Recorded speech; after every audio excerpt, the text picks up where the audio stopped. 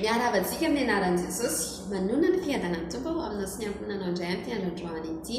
Androantsika dia ndao hira fiderana araka ny tena anatin'ny salamo Isaia.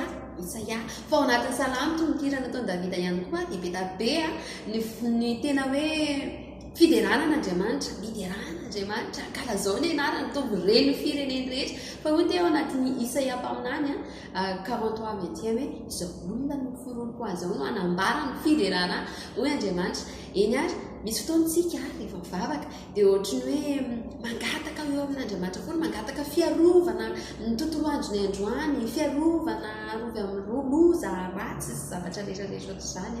Fa androany kosa sika hitarika anao anatin'ny ity hira anankiray ity, raha misy hetaheta marina n'Andriamanitra ao anatin'ny fonao dia ndao na dia tsy hangataka ary fa dia hoe Andriamanitra hoe tonga eto anatrehanao fotsiny na dia tsy hangataka ary amin'ity maraina ity na dia tena ao anatin'ny ady ary fa androany dia tonga eto aminao fotsiny hoe anambara hoe tiako ianao Jesosy, tena tiako ianao Jesosy, ato anatin'ny foko ianao, ato anatin'ny fitiavako ianao. Ndao ary mbaratsika ao anatin'ity hira ity zany. Indray tomiantso vonjy any aho anaty zahotrao, any maraina nefa aho tsy hangataka aminao, dia ho ilaza fa tiako ianao,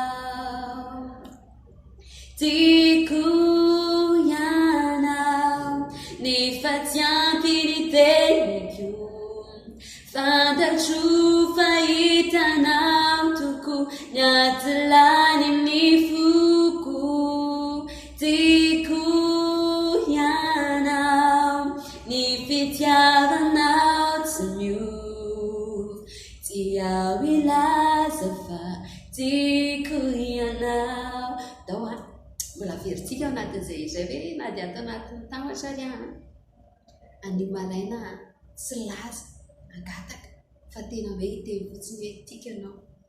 Indray tomiantso vonjy any aho anaty tahotrao, any maraina nefa aho tsy hangataka aminao, dia ho ilaza fa tiako ianao, tiako ianao Jesosy, tiako ianao nefa tsy ampy teniko, fantatro fahitanao toko ny atolany ny foko, tiako ianao ny fitiavanao tsy miova, dia ho ilaza fa tiako ianao, dia ho ilaza fa tiako ianao. Alleluia, amen.